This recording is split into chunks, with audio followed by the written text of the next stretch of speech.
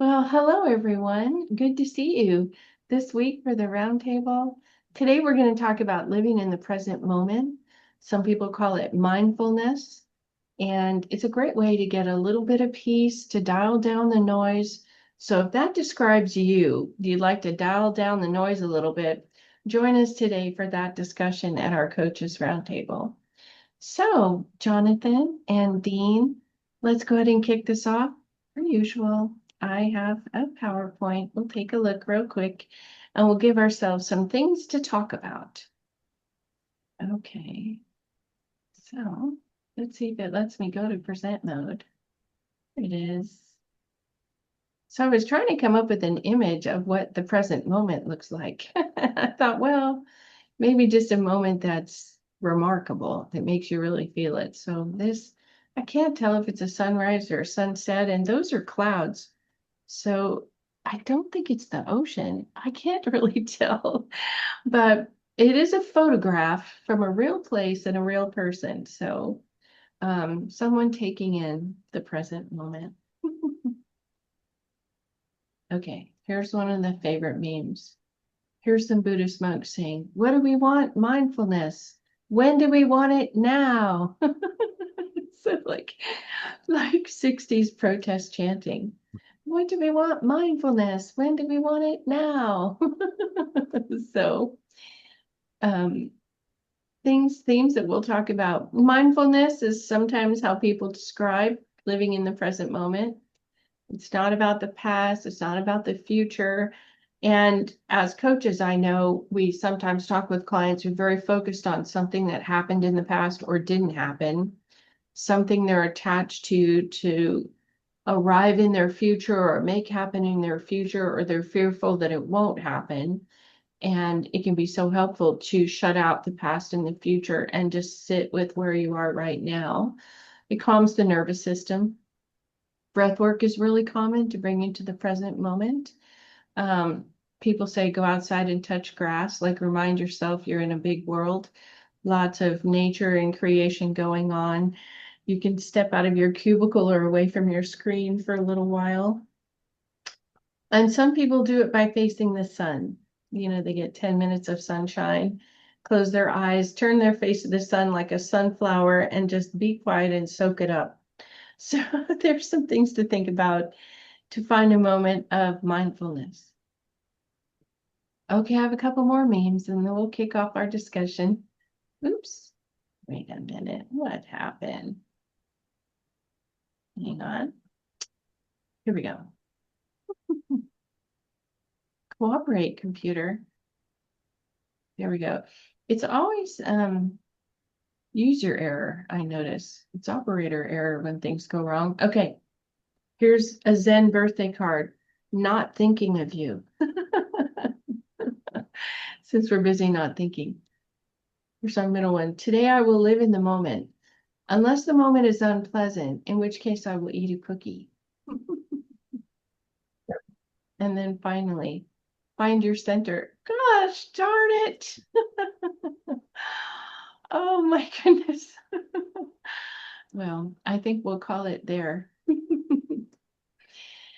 The joke was find your center, but the donut was going to have a problem because there's a hole in the center. So the donut's like, what? I don't have a center. Okay. So let's go ahead and pin everybody so we're able to see each other. And who would like to start with an idea about living in the present moment or being mindful, maybe how that can be helpful in our lives? Who would like to begin? Would you like to start, Dean? Well, I'm trying to think about what I might want to say. I think that there is a sense in which living in the moment, being present, is kind of the central challenge of so much of what it means to have pulled yourself together in a way, right? And that, you mentioned like, I guess not dwelling on the past and that sort of thing. And one of the things that is helpful is that sometimes you have to set aside the present moment for thinking about the past, right? Like, I think it's important to say that thinking about the past is not bad, and actually it's quite helpful. Mhm. Often it is something that is in fact um, often necessary to do to unburden yourself enough to actually be able to be in the present moment. But that what you don't want to do is to allow something in the past to perpetually kind of emotionally bring you back there so that that becomes so some incident in the past becomes kind of the focal point of your life instead of the moment where you are. Mhm. And so getting the relationship right between the past and the present is really important, I think. And and like I said, sometimes the use of the present moment is an exploration of the past. But I think unless the goal is to be able to be unburdened enough to be in the moment, um, people just wander around kind of emotionally, right? And they end up not making very much progress. How do you be in the moment? And that's all it's kind of a sticky topic, right? Because it's not super well defined. So if you are sitting down, it's time to work, and you are engrossed in something you're doing for work, and you forget that you're in your office, you forget that you're in your chair, and you're just preoccupied with the work that you're doing, are you in the present moment? I don't know, right? If you're preparing a presentation and you're working on it, are you in the present moment or are you in the moment in the future where you're doing the presentation? I think maybe it's better to say that what was helpful is a practice of returning to the moment, um, and of checking in with yourself to make sure that you're in a practice of return, because it, it's sort of impossible to live a life where you're entirely focused on the present moment unless you if you want to live a normal life, right? And I think the other thing to do is to think about like how much disassociation from yourself is acceptable and in what way. So if you have a long commute, is it necessary for you to be totally present and aware of the moment while you're sitting on the interstate in traffic? I don't know that it is. And I don't even know that that's the best use of your time versus, say, listening to an audiobook that transports you out of that moment. But clearly the problem many people have, and this is the kind of thing that I might work with someone on in coaching, is sort of reflexively escaping the moment because it's unpleasant, because it's difficult, or reflexively returning to some moment in the past out of regret, or at some moment in the future out of anxiety. And especially, escaping the moment unconsciously is the real problem, right? It's not a problem to say for the next 45 minutes I'm going to listen to this audiobook and while I'm driving, that's not a problem, but you're doing it consciously. And most people are not ever in the present moment in a conscious way. And because they're driven by their underlying unconscious feelings and patterns. And so part of how you break that, I think, is just commit to a practice of returning to the present moment over and over when you realize you're out of it and trying to make decisions about whether that's the best thing or not. Yeah, no, I appreciate that. I know, Jonathan, we have a kind of a shared yoga philosophy background. And in the meditation teaching I've done, one of the ways to settle the mind to prepare for meditation is to put your hand on your belly or on your chest and actually feel the breath come in and go out and come in and go out. Not try to make it faster or slower, but just that puts you in the body, puts you in the rhythm. And so with your attention there, it's not on the past, it's not on the future, and you can be present in that way. And that lets you prepare for meditation or contemplation. So how is it in terms of mindfulness or learning how to come into the present moment deliberately when one chooses to, that they have control of their mind instead of their mind being a runaway train that is just driving their feelings and their emotion, and they don't feel like they have some control about what they're thinking, or what's happening with their mind? Do you have thoughts about clients you work with? I know in your hypnosis practice, to be present.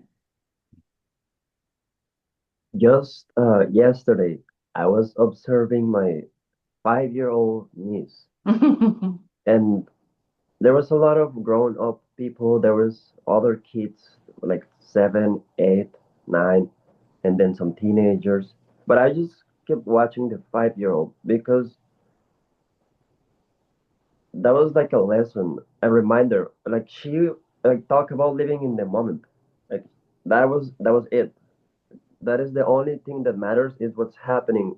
There's no cold, even if the weather is cold. She's like having so much fun that she doesn't need a sweater. Like wonderful. And then I started thinking actually, like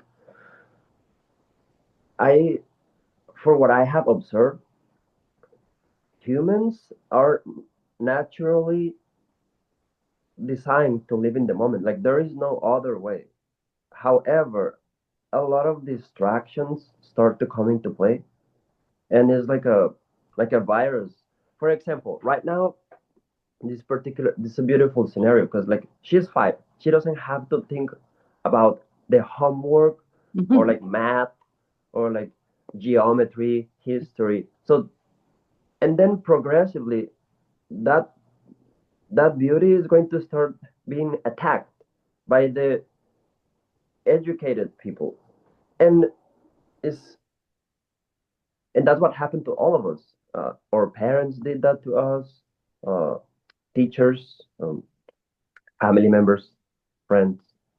So I do believe that originally we are designed to live in the moment, but then we get distracted with so many, all kinds of things. And I do believe sometimes it is like it was purposefully designed that way, because if you are joyful and living in the present without so many external distractions, you become a very powerful human. And that means power has to be shared. And I don't think that people that have power like to share it with other people. So I do believe that out of ignorance, the system that we live in is created in such a way that it takes us away from being in the moment. But I do believe that it's not that complicated. If you start to analyze it and paying attention, even if you observe a dog, like let's say you're having a bad day driving back home, there's traffic, but if you start to look around in the moment, there's going to be somebody driving with some kind of dog that is going to look like very, and sometimes dogs, like they do the stupidest faces because they do live in the moment. And that's going to take, is going to put you in the moment, and it's going to remind you like that dog is living in the moment. Like he's having such a great time all the time. So you can make use of situations and other people and animals and all kinds of things to remind yourself that you are always in the present moment. You are just distracted, but you're always in the moment. There's no other way. That's not how this and at least in my experience, that's not how the universe works. We are always in the moment. We are just distracted. So the distractions, when you start putting them aside, which is like when meditation comes into play, or some, like there's all kinds of things that we can do to take the distractions away. When you do something that you love doing, like when you're playing a sport, you are more in the moment than the ordinary. Mhm. And why? Because you're not thinking of anything else but that thing. And there are so many things uh, that we can do to remind ourselves that we are always available to that dimension of life, which is actually really beautiful. Because even if you're having the worst day of your life, and you just take a moment to understand that, okay, that just happened, but I'm still here, Mhm. I'm still breathing, the world hasn't ended, There's no nukes going around. Okay. Then from there you can start building a better day. Even if you had the worst day of your life, and you just take a moment to remind yourself. And then yeah, it's so I do believe that we are always in the moment. We are just distracted. Mhm. Well, no, I appreciate that idea. I know as we have clients that approach us, they usually approach us because they have some challenge they want help resolving. They don't say, my life is going swimmingly, I should hire a coach. They say, I want a new job, or I can't really manage the stress at my job, or, I have these things I'm trying to accomplish and difficulty doing it. Whatever the reasons are, they're in the middle of some kind of kerfluffle in their life and they want some support around it. And to learn the lesson of when you become absolutely present right now, you remind yourself, oh, I can decide what to think. I can decide how much attention or bandwidth I give this problem. I don't have to think about this problem every minute of the day. And if people are carrying a lot of regret from their past, like the cartoon with the penis character with a cloud over his head all the time. It's like actually you could leave the cloud in the past, working with a coach or a therapist or someone to say, let's resolve those outstanding feelings of regret so they don't color every single moment of the day. But for some people, they've never installed the skill of mindfulness where they can say, right now, I'm going to be only present for the breath or the feeling the grass under my feet or feeling the sun on my face for 5 minutes or 10 minutes. That's all there is. And in that reset, they dial down their stress and anxiety. Maybe they have more clarity to then tackle the thing that needs to be resolved from the past or needs to be planned for the future. So, Dean, do you find people that come to you and say, how do I turn down the noise? I find myself scrolling because it like the dopamine sort of calms me down or relieves me of some of my anxiety. How do you um talk with people who say, I have to dial down the noise? How do I do that? It's interesting. I find that people come to me before they even get to that stage, Mm, right? Like a lot of people I talk to, they don't come and say, I just have so much noise and I end up scrolling on TikTok for hours. They say, uh, really typically what they say is, I have a big problem in my relationship, mm. right? And that's typically where people first pick up that something is off is when things aren't going well with someone they care about in an important It's relationship. wrong enough that they're going to get some help in getting it. Right. Hmm. And so then as we work, they often become aware of those sorts of um, escapes that they're using, and and that's actually a really kind of critical moment because, like you said, that's the moment where they can begin to make conscious decisions about how they want to live in the world and how much of that they want to tolerate, how much dissipation really they want to tolerate. And part of what I think I do a lot is I really try to work with people on um, actually coming to conscious self-definition where they start to think, well, who do I want to be?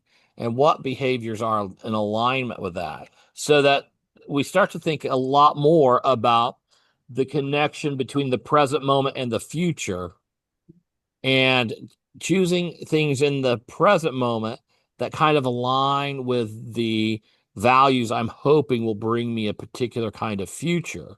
And and so the aspect of being present in the moment sort of like you said becomes the fulcrum by which they lift themselves into a different future, whereas prior to our work together they were just lost and even unaware of what they're trying to escape. Mhm.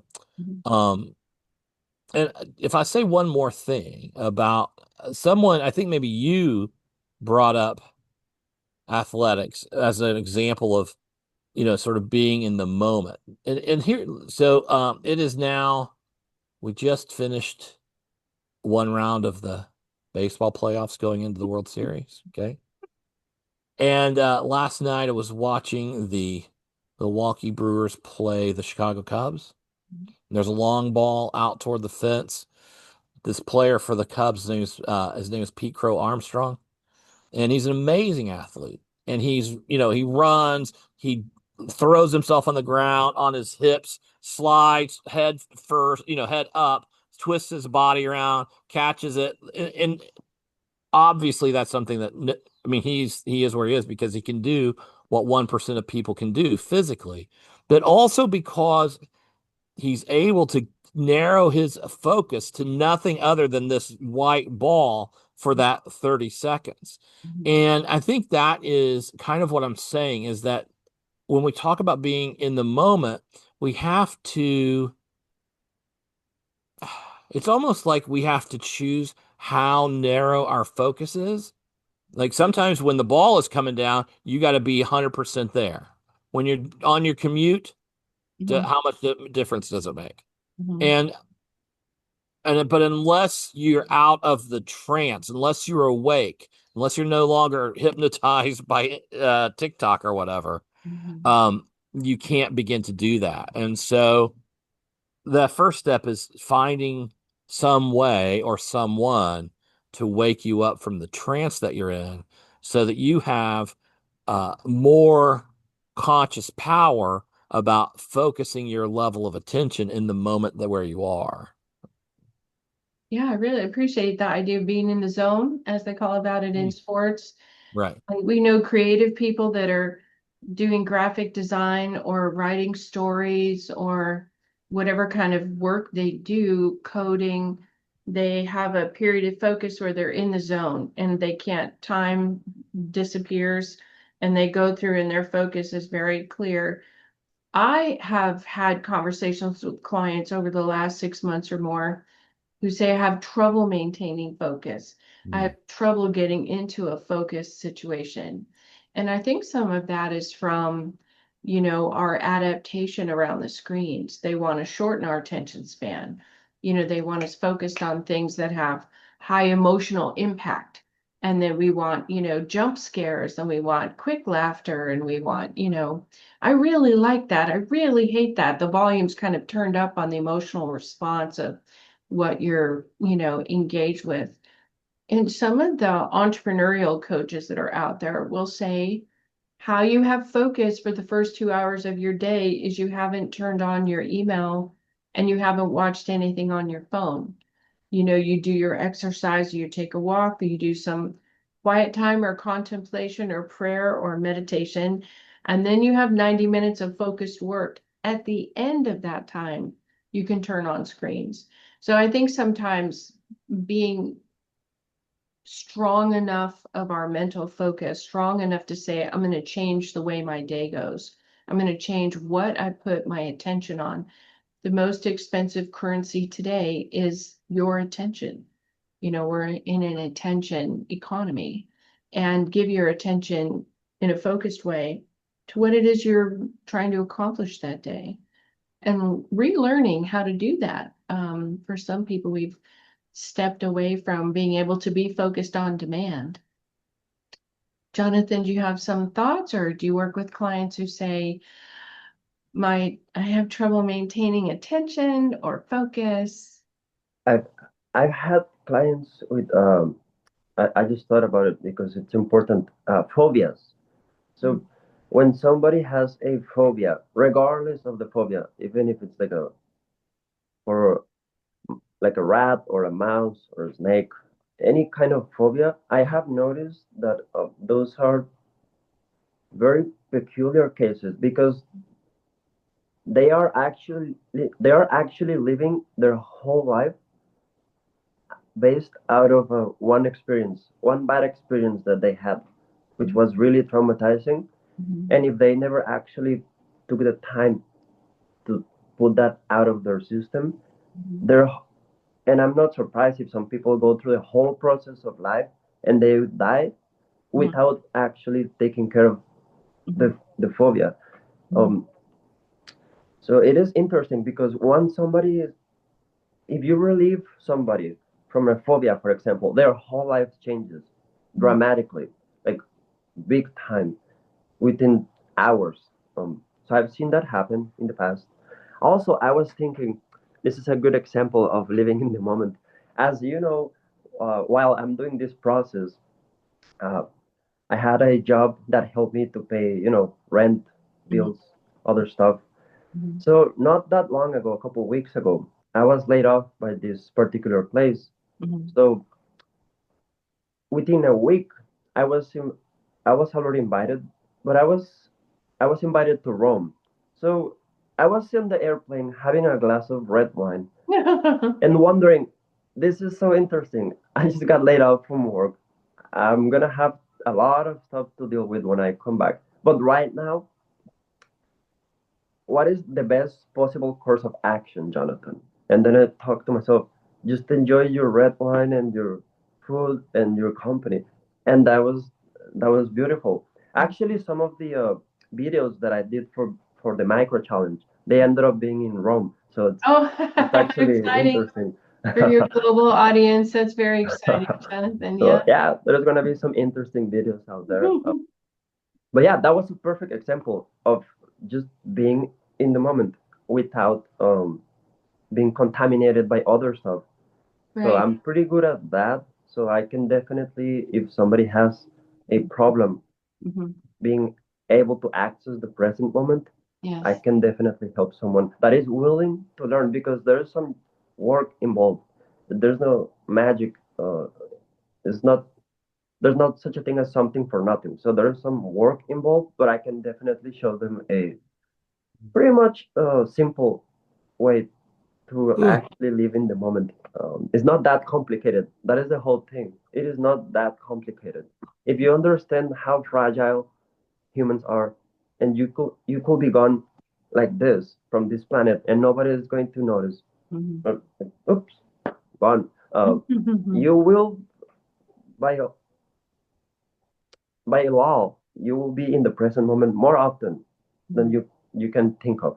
Um, yeah, and a lot of weight gets out of your shoulders when you do that kind of stuff. Yes. When you do that kind of work, it's like a relief, like an energetic relief, Mhm. and life just gets better. Mhm. Well, no, I agree. It's a simple thing that doesn't make it easy necessarily. Uh, It is a simple thing.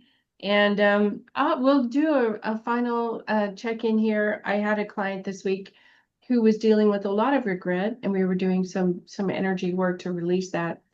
And he has a Catholic background. I finally said he's living in a new city.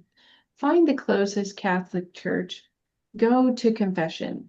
Maybe this is sort of the last step for you to just hand it over to God. This is your tradition and your faith.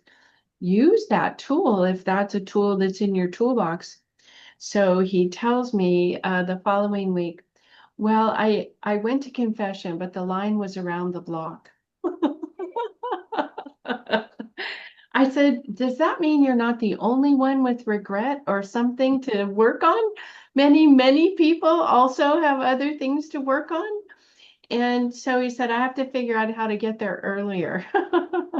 So I got a kick out of the confession line out the door and starting down the block. So yeah, I think that as we work with people who are come to terms with whatever's happening in their lives, mindfulness, learning to reset in the present moment, and then take a fresh look at whatever's happening, can bring more peace and more clarity. And so, any final thoughts, Dean, and how do people get a hold of you? I think that what I want to say is most important is kind of related to what you were saying is that, I've talked a little bit about that there are moments where it's more important to be present in the moment than in others. Mhm. The reason it's important, one of the most important reasons it is ever important to be present in the moment is that the moment is the time of action, right? So that there's nothing you can do about the past.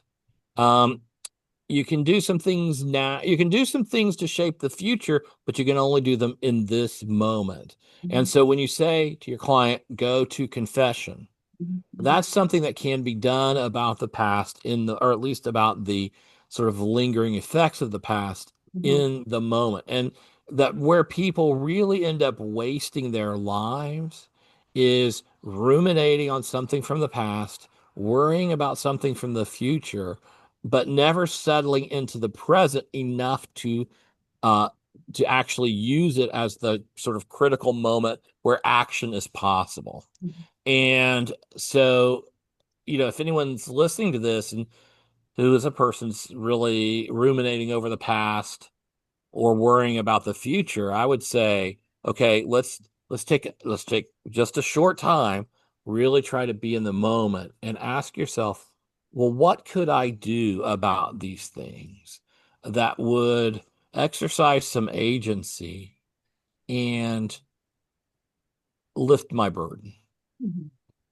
People can find me at lifedesign.org. They can find me at dnabbott.com or on Twitter at dnabbott.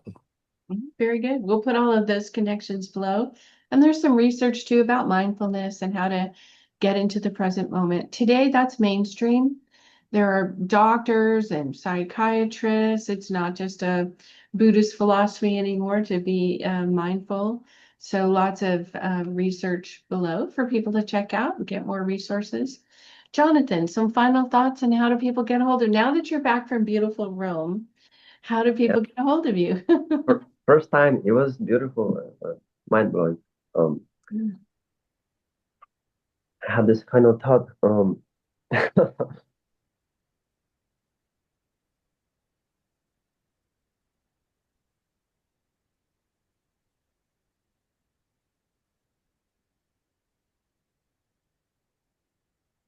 When we take ourselves extremely serious, and there are moments when being serious, it's okay. Of course, um, I like the pilot that it's the pilot of the airplane that I'm traveling in that to be serious about his job, okay? Yes. But there are times that are not that intense. And it seems like when we take ourselves extremely seriously or we think too much of ourselves, I've noticed that it's a way to take you from the present moment. So a great exercise, a practical exercise to anybody that is watching this is to do something like silly in the moment. Like, do not think too much of yourself because the reality is that only when we start using our minds for other purposes than the way it was designed for, or the duty that it has, which is to help us live a better life, that's when it gets really tricky. So do not think too much of yourself. Uh, do something silly, um, and you will very quickly find out that you will be more in the present. Like there is no way. Um, Also use your surroundings. If you're walking, just think about how the tree is giving you oxygen and at the same time is inhaling somehow what you're exhaling. So interacting with your surroundings, it's also a very practical way to get yourself into the present moment. But I will say, just do not take yourself, just don't think too much of yourself because that is a way that I've noticed that a lot of people get trapped, especially because most of the stuff that they're going to be thinking is going to be not very useful anyways. So I will definitely recommend to use these tools. It's very practical. Use your surroundings, do something silly, and then you will notice that you'll be fine. Uh, you can find me on alivedesign.org, also Jonathan R. Coaching on Instagram, and via email at jonathanrcoaching@gmail.com. Wonderful. Thank you so much. It's wonderful to talk with you guys about this today. And anybody who's feeling some anxiety or feeling like it's all a little bit too much, coaching is available, and check the resources.